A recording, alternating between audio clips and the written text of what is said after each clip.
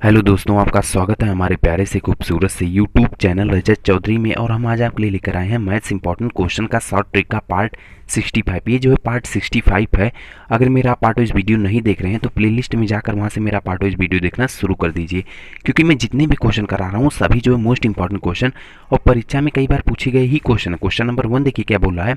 कह रहा है राम नरेश एक बैग खरीदता है जिसका अंकित मूल्य कितना है, 400 रुपया है। वह इसे 2 क्रमागत छूट के बाद रुपए 160 में खरीदता है। यदि दूसरी छूट 20% है तो पहली छूट ज्ञात कीजिए। देखो क्वेश्चन में कुछ ज़्यादा है नहीं, केवल क्वेश्चन थोड़ा सा समझो। क्वेश्चन है क्या बोल रहा है, राम नरेश एक व्यक्ति है जो बैग को कितने में खरीदा है, 400 रुपये में खरीद रहा है। उसकी एमआरपी कितनी है, 400 रुपये की है। अब कह रहा है उसे 2 क्रमागत छूट मिला है। 2 क्रमागत छूट के बाद उस बैग का मूल्य कितना हो जाता है, 160 रुपये हो जाता है।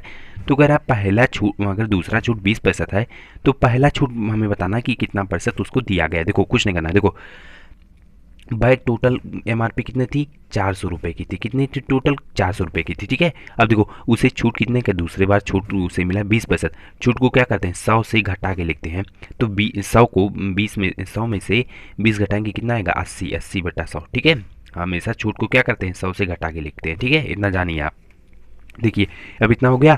अब यहाँ से क्या करेंगे, डबल जीरो से डबल जीरो कैंसिल हो जाएगा। अब देखो गुणा करेंगे, 8 चौक होता कितना है, 32। इसका मतलब क्या हुआ, दूसरी बार जब उसे 20% का छूट दिया गया तो उस बैग का मूल्य कितना हो गया, 320 रुपया हो गया। लेकिन वह बैग को खरीदा कितना, 160 रुपये में खरीदा। तो कुछ नहीं करना है। देखो 320 रुपया बैग का हुआ और खरीदा कितना, 160 में। तो कुछ नहीं करना, जितना रुपया दूसरी बार छूट की पे हुआ और जितने में बैग खरीदा उतना घटा लीजिए, कितना आएगा, 160। मतलब क्या हुआ कि उसे 160 रुपये का पहली बार छूट दिया गया। अगर रुपए में पूछता तो हम बता देते 160 रुपये का छूट दिया गया, लेकिन वहाँ प्रतिशत में पूछा है तो कुछ नहीं करना। देखो 160 रुपये का छूट दिया गया, कितने पे छूट दिया गया, 400 नहीं 320 पे छूट दिया गया। कितने पे, 320 गुणे 100। गुणे 100 क्योंकि परसेंटेज में ज्ञात करना है ना। देखो जीरो से जीरो कट गया, 16 दूनी होता है कितना, 16 दूनी होता है 32। 2 से 10 कटेगा कितनी बार में, 5। तो यहाँ पे जीरो ऐसे ही उतर जाएगा, कितना आ गया, 50%। इसका मतलब क्या हुआ कि दूसरी पहली बार उसे छूट कितना दिया, 50% का छूट दिया गया। ठीक है, तब वह बैग कितने पा, 160 रुपये में पा गया है। तो 50% आपको किस ऑप्शन में दिख रहा है, अगर आप ध्यान से देख रहे हो तो option number C. Option number C इसका राइट ऑप्शन हो गया। तो मैं उम्मीद करता हूँ क्वेश्चन नंबर पहला भी आप बहुत ही अच्छे तरीके से समझ गए हैं, और इस प्रकार के क्वेश्चन अगर आप एग्जाम में आ भी रहे हैं तो इसे आप बहुत ही अच्छे तरीके से सॉल्व कर दोगे। क्वेश्चन नंबर दूसरा देखिए। देखिए क्वेश्चन नंबर दूसरा भी मोस्ट इंपॉर्टेंट क्वेश्चन है। बोल कह रहा है, पहले ये देखो, कह रहा है क्वेश्चन नंबर दूसरा, कोई धनराशि साधारण ब्याज पर 3 वर्षों में 840 रुपया तथा 7 वर्षों में 1200 रुपया हो जाता है। मूलधन का मान रुपए में क्या है ये आपको बताना है। देखो क्वेश्चन पहले समझो, क्वेश्चन क्या बोला है। कह रहा है कि कोई धन है जिसपे 3 वर्षों में रुपया और धन मिला के कितना रुपया हो जाता है, 840 रुपया हो जाता है। और 7 वर्षों में रुपया और साधारण ब्याज मिलाकर कितना हो जा रहा है, 1200 रुपया हो जा रहा है।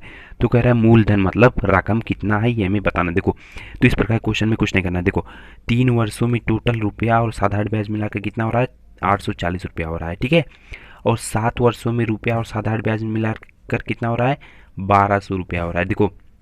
अब आप ध्यान से देखिए कितने साल की वृद्धि हुई, 3 से 7 हुआ, कितने साल की वृद्धि हुई, 4 साल की वृद्धि हुई। और रुपए में कितना का वृद्धि हुआ, 840 से 1200 रुपया हुआ।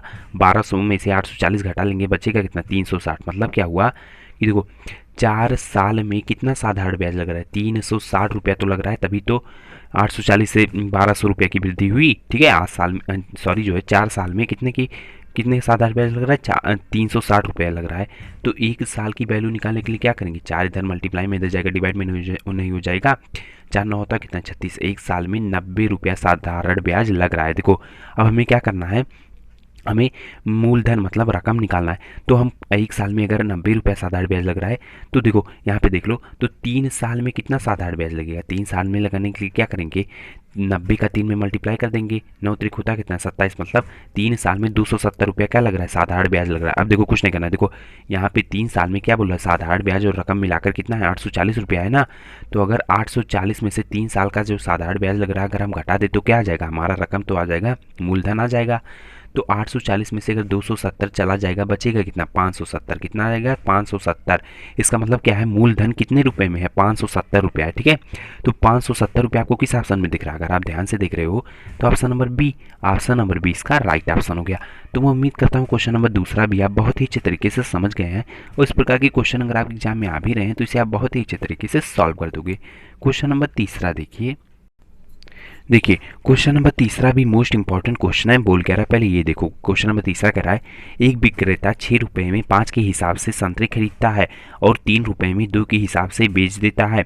इसका क्या परिणाम होगा ये आपको बताना है। ठीक है, इसका क्या परिणाम होगा। देखो बहुत ही सिंपल है क्वेश्चन, एकदम बिना पेन उठाए इसे आप सॉल्व कर सकते। कैसे, ये देखो देखो 5 संतरे वह कितने रुपए में खरीद रहा है, 5 संतरे वह कितने में खरीद रहा है, 6 रुपये में खरीद रहा है।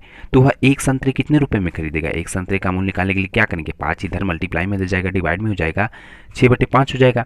क्या करेंगे, 6 से 5 में भाग देंगे, कितनी बार में जाएगा, 5 करने में 5 हो जाएगा, एक हासिल है, दशमलव लगा, जीरो बढ़ गया, 5 दूनी होता है कितना है 10, यहाँ पे जीरो ऐसे ही बढ़ा देंगे। ठीक है, एक संतरे वह खरीद कितने रहा है, 1 रुपया 20 पैसा में एक संतरा खरीद रहा है। अब देखो ये तो हो गया किसकी, ये वैल्यू होगी सीपी, सीपी मतलब क्रय मूल्य खरीदने की हो गया। ठीक है, अब देखो यहाँ पे एसपी, एसपी मतलब सेलिंग प्राइस, वह बेच कितने में रहा है। देखो बेच कितने में रहा है, 2 संतरे बेच रहा है 3 रुपये में, कितने रुपए में, 3 रुपये में। तो एक संतरे वह कितने रुपए में बेचेगा, एक संतरे का मूल्य निकालने के लिए क्या करेंगे, 3/2 कर देंगे, 2 इधर मल्टीप्लाई में, इधर जगह डिवाइड में नहीं हो जाएगा। अब देखो क्या करेंगे, 3 से 2 में क्या करेंगे, भाग देंगे, 2 किन्ने में 2, दशमलव लगा, 2 पंचे होता है कितना, 10, जीरो ऐसे ही बढ़ा देंगे। देखो अब यहाँ से आपको एकदम स्पष्ट हो गया। देखो सॉरी जो है, देखो 5 संतरे वह कितने में खरीद रहा है, 6 रुपये में खरीद रहा है। तो एक संतरे का मूल्य कितना, एक संतरे वह कितने रुपये में खरीद रहा है, 1.20, 1 रुपया 20 पैसा में खरीद रहा है। अब देखो अब वह अगर 2 संतरे का 3 रुपये में जो है क्या कर रहा है, बेच रहा है ना, तो एक संतरे वह कितने रुपए में बेचेगा, 1 रुपया 10.50 पैसा में बेच रहा है। देखो तो उसका लाभ कितने में हुआ, अगर एक संतरे 1.20 पैसे में खरीद रहा है और बेच रहा है 1.50 पैसे में बेच रहा है, 1 रुपया 50 पैसे में बेच रहा है, तब कितने का लाभ हुआ, 0.30 पैसे का लाभ हो, कितने का, 0.30 पैसे का लाभ हो। कैसे पता लगा, अगर आप नहीं जानते तो 1.50 में से 1.20 घटा लो ना, तो कितना आएगा, 0.30 ही आएगा। अपान में क्या लिखते हैं, अपान में क्रय मूल्य, कितने पर खरीद रहा है, कितने पर खरीदने पर उसे लाभ हो रहा है, 1.20 पर तो उसे लाभ हो रहा है 1.20, गुणे 100, क्योंकि परसेंटेज में बताना है ना कि उसे कितने प्रतिशत का लाभ हो रहा है। ठीक है, अब देखो अंश और हर में दशमलव सामान है, जब दशमलव 2 अंकों पर सामान रहता है तो क्या होता है, दशमलव हट जाता है। ठीक है, अब देखो दशमलव यहाँ पे हट गया, कितना हो गया, 30 हो गया, यहाँ पे 12 हो गया। ठीक है, जीरो इधर है तो जीरो यहाँ पे भी लिख दो, गुणे में 100। ठीक है, बस इतना हो गया।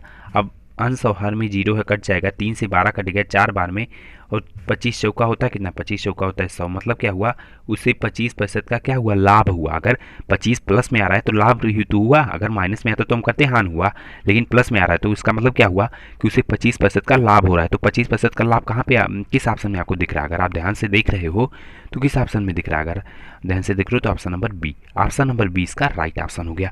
तो मैं उम्मीद करता हूँ क्वेश्चन नंबर तीसरा भी आप बहुत ही अच्छे तरीके से समझ गए हैं, और इस प्रकार के क्वेश्चन अगर आपके एग्जाम में आ भी रहे हैं तो इसे आप बहुत ही अच्छे तरीके से सॉल्व कर दोगे। अगर आपको क्वेश्चन समझ में आ रहे हैं तो अगर अभी तक वीडियो को लाइक नहीं की तो लाइक कर दीजिए, और चैनल को तो घंटा बेल दबाकर सब्सक्राइब करना मत भूलिए। देखिए सब्सक्राइब करने के लिए आपको क्या करना पड़ेगा, चैनल के बगल में आपको लाल रंग का सब्सक्राइब बटन दिख रहा है, जैसे उसको आप प्रेस करोगे पास में आपके पास घंटा बेल आ जाएगा, तो घंटा बेल को दबाना मत भूलिए। इससे क्या होगा कि मेरे हर वीडियो की नोटिफिकेशन आपके पास पहुंच जाएगी और मेरा वीडियो आप सबसे पहले देख पाओगे। क्वेश्चन नंबर 4 देखिए क्वेश्चन नंबर 4 भी मोस्ट इंपॉर्टेंट क्वेश्चन है। बोल क्या रहा है, पहले ये देखो, कह रहा है क्वेश्चन नंबर 4, एक कॉलेज में लड़के और लड़कियों का अनुपात 5:3 है तथा लड़कियों और अध्यापकों का अनुपात 7:1 है।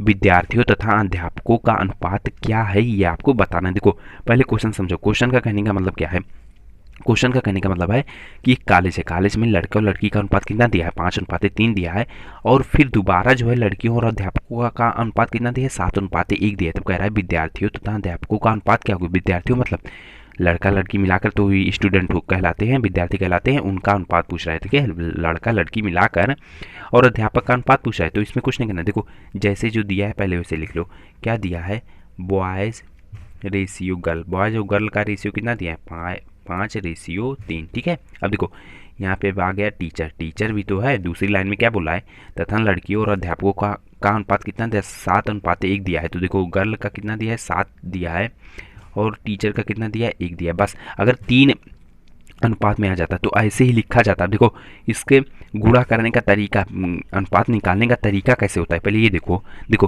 पूछ रहा है विद्यार्थियों तथा अध्यापकों का अनुपात ना, तो देखो लड़कों का अनुपात निकालने के लिए क्या करेंगे, 5 का 7 में क्या करेंगे, मल्टीप्लाई करेंगे। ठीक है, 5 का 7 में क्या करेंगे, मल्टीप्लाई करेंगे। 5 7 होता है कितना, 35 होता है और अनुपाते। अब देखो इसके नीचे गर्ल के नीचे क्या है, 7 है ना, तो 3 का 7 में क्या करेंगे, मल्टीप्लाई करेंगे। 7 त्रिक होता है कितना, 21। ठीक है, अब देखो ये हो गया।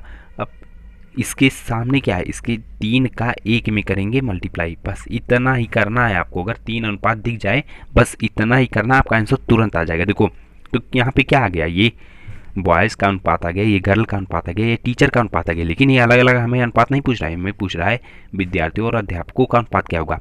तो क्या करेंगे, बॉयज़ और गर्ल के रेशियो को क्या करेंगे, जोड़ देंगे। ठीक है, जोड़ने पर क्या आएगा, देखो 30 40 50 50 पर 55 एक 56 56 अनुपाते 3। मतलब क्या हुआ कि विद्यार्थियों और अध्यापकों का अनुपात कितना आया, 56 अनुपाते 3 आया। कितना है, 56 अनुपाते 3 आया।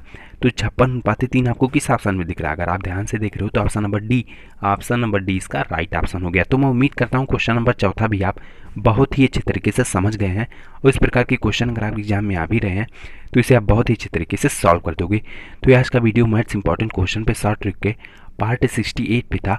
अगर क्वेश्चन समझ में आ रहे हैं, वीडियो अच्छा लग रहा है तो वीडियो को लाइक अगर अभी तक नहीं किए तो लाइक कर दीजिए और चैनल को 2 घंटा बेल दबा कर सब्सक्राइब करना मत भूलिएगा। धन्यवाद।